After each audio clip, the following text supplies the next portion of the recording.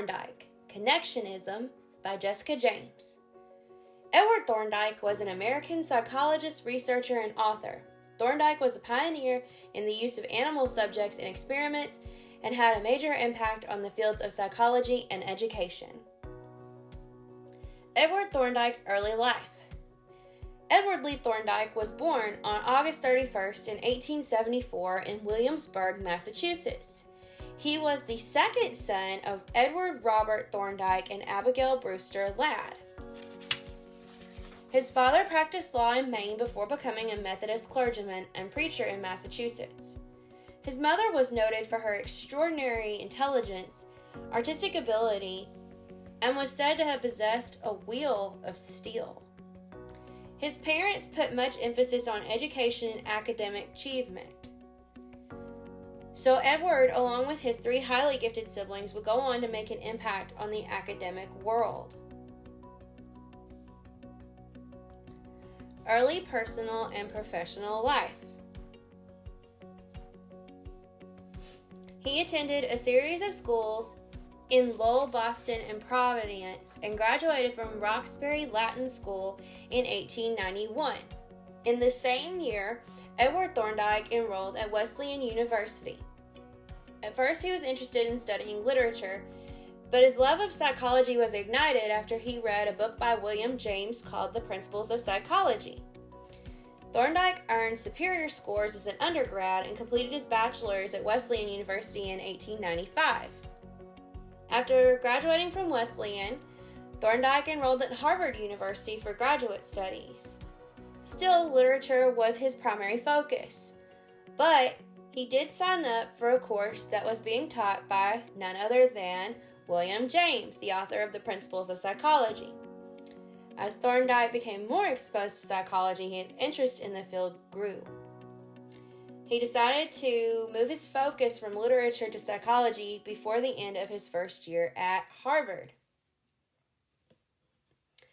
He was interested in studying children, but there were no subjects available to him, so he decided to focus on animals. In his second year at Harvard, he began a series of experiments and conducted a research study on the instinctive and intelligent behavior of young chicks.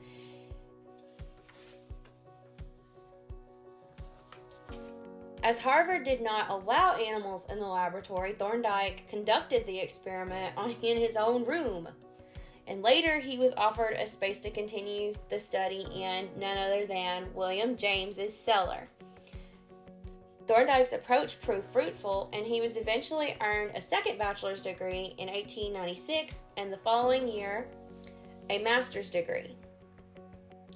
In 1897, Thorndike attended Columbia University as a fellow. He received much guidance and encouragement from psychologist James McKean Cattell to continue his research on animals. Thorndike completed his PhD in 1898.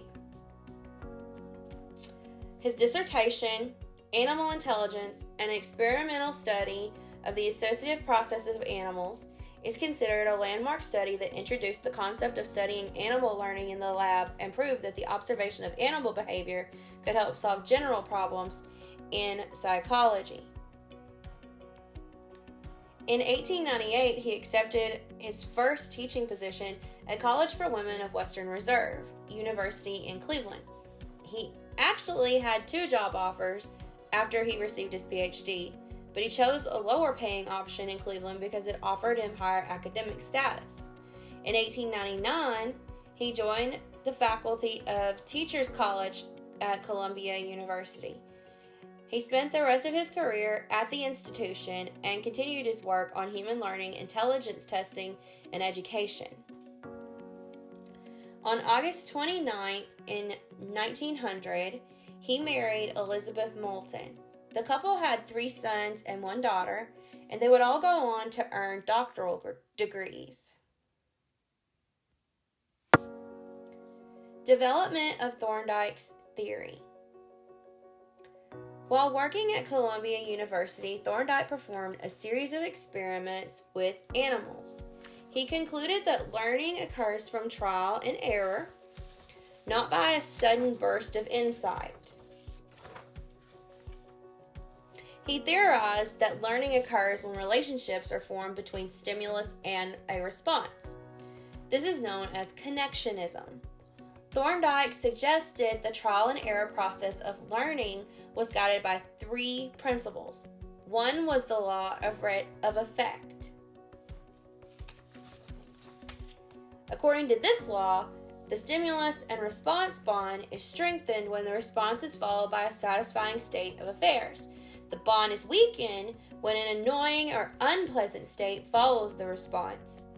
The greater the satisfaction or dissatisfaction experienced, the greater the strengthening or weakening of the bond. Organisms will therefore repeat responses that had satisfying results and avoid responses that produce dissatisfying outcomes. The second was the law of readiness. This law asserts the readiness or disposition of the individual is essential to learning. Readiness involves a preparation for learning. When an individual is ready to learn, the experience is satisfying. But when the individual is not in a state of readiness, he or she is less receptive to learning. And the third, the law of exercise. This law can be summed up by the age-old saying, practice makes perfect. Basically, the law states that stimulus and response connections are strengthened by constant repetition and weakened by disuse. However, repetition of a response that is not followed by a satisfying state of affairs does not promote learning. Thorndike also suggested that there were 3 main categories of intelligence. One is abstract intelligence, which is the ability to think using words, concepts, and other symbols. The second, mechanical intelligence, which is the ability to manipulate physical objects and tools. And the third, social intelligence, the ability to communicate well with others and effectively handle social interactions. People who influenced Edward Thorndike. It is no surprise that Professor William James of Harvard is one of the ones that influenced Edward Thorndike. His book inspired him to switch from literature to psychology. He also encouraged him to continue his animal studies by letting him use his cellar to do so.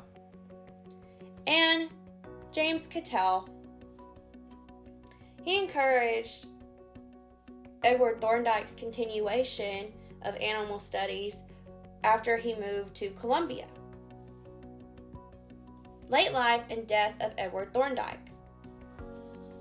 Edward Thorndike was devoted to his work, but he was also devoted to his family. He was very involved in teaching his children from an early age and supervising their homework, so it was no surprise that the Thorndike children continued his family tradition of scholastic brilliance.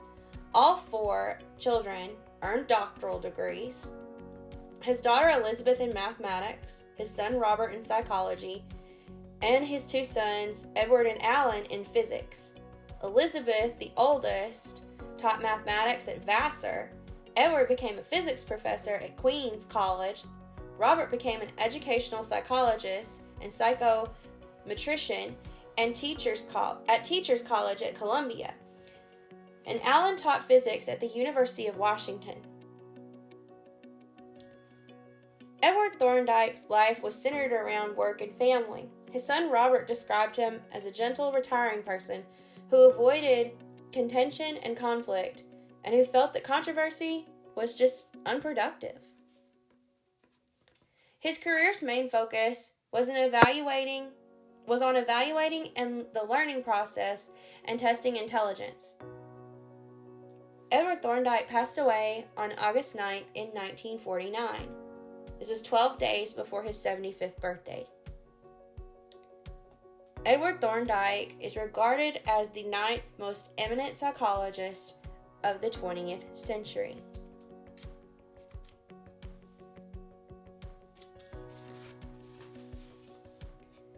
Influence in teaching. The law of effect became one of the most important principles of education and is still being relied on today. Edward Thorndike has sometimes been referred to as the founder of modern educational psychology. Thorndike's 3 laws, they are often applied by teachers in order to provide a pleasant learning experience, offer rewards for achievement, and working with students' level of readiness.